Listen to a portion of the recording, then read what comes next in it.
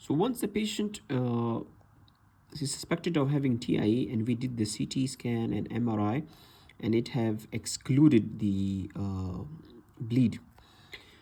So the most important step will be managing that patient.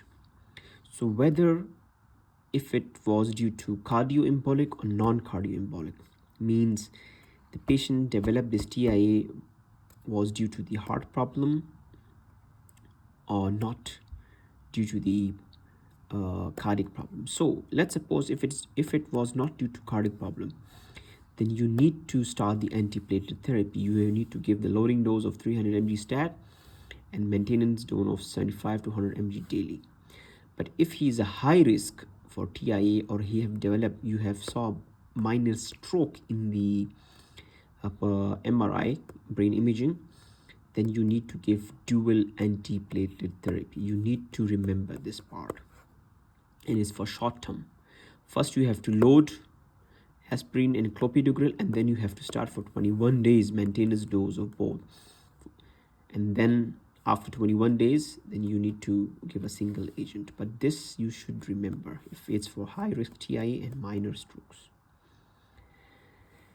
So if it is due to atrial fibrillation, cardioembolic, then you don't need to start that antiplatelet. You need to start oral anticoagulants, because if you start antiplatelets and the patient developed TIA due to atrial fibrillation, cardioembolic, the patient will develop stroke. So remember, you need to start oral anticoagulation once imaging excludes bleeding. And you need to start one of them. Most likely you can start apixaban 5 mg BD, and you need to adjust on age, weight, and creatinine. So once you have started the anticoagulation, then you need to give high dose statins, control the blood pressure, diabetes control. So you need to do these controls.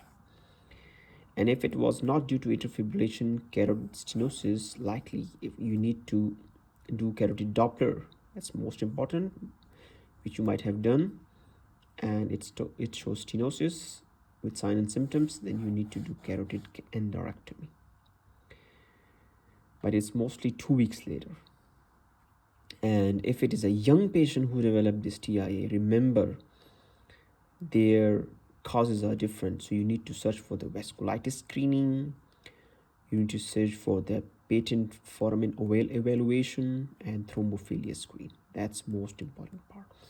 So remember, you need to manage TIA in this manner.